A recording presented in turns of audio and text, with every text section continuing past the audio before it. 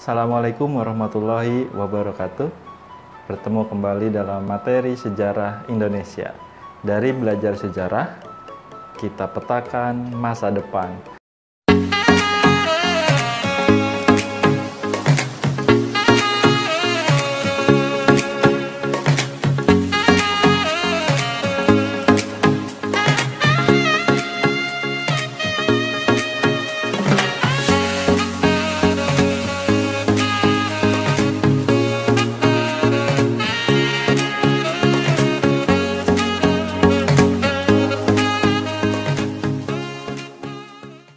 Nah, pada pertemuan kali ini kita akan mencoba belajar mengenai teori masuknya agama dan kebudayaan Islam ke Nusantara, termasuk faktor-faktor apa saja yang mempengaruhi sehingga Islam sebagai agama dan kebudayaan mampu diterima dengan baik di Nusantara.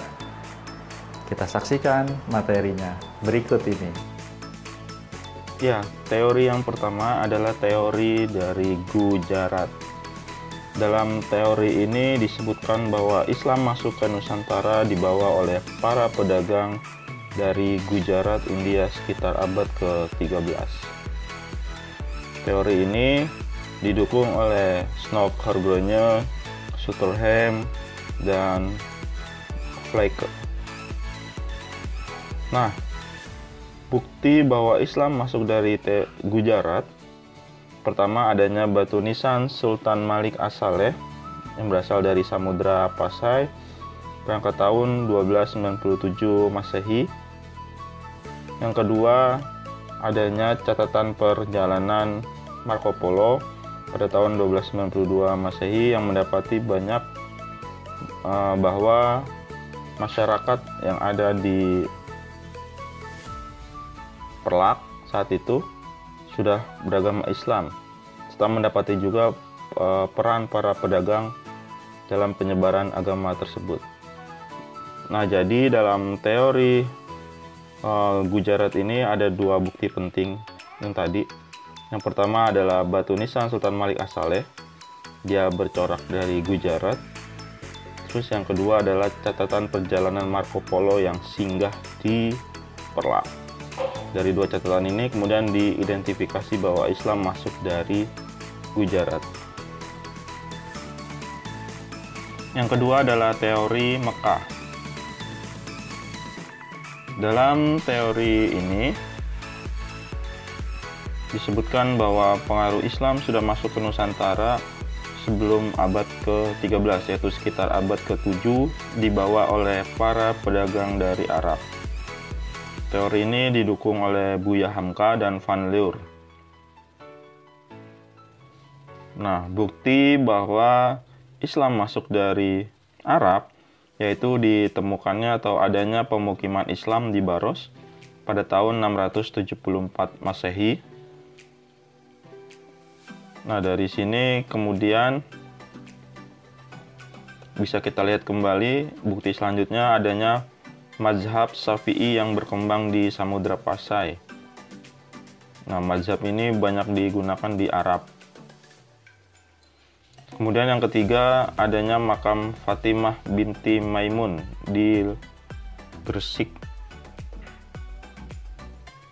Berangkat tahun 1082 Masehi. Selanjutnya teori yang ketiga adalah teori Persia.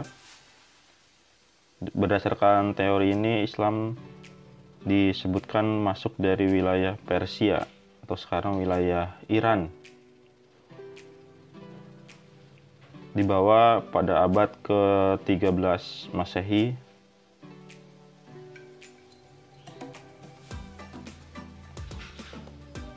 Teori ini didukung oleh Husain Jaya Diningrat.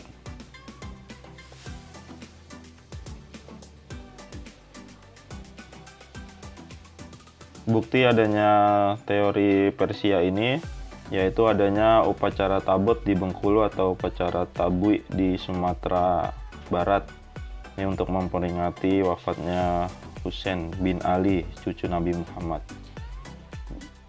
Dilaksanakan setiap 10 Muharram atau tanggal 1 Asyura. Yang kedua, adanya kesamaan ajaran Sufi Syekh Siti Jenar dan Sufi Iran aliran Al-Halaj.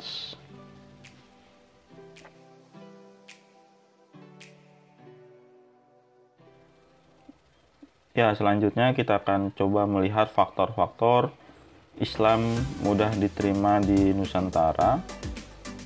Yang pertama, adanya syarat yang sangat cukup mudah untuk memeluk agama Islam, yaitu dengan bersyahadat. Yang kedua, adanya tata cara peribadatan yang sangat sederhana bagi umat Islam. Jadi tidak perlu persiapan yang rumit ya. Yang ketiga, yaitu dalam sistem sosial Islam yang tidak mengenal adanya sistem pelapisan sosial atau adanya sistem kasta.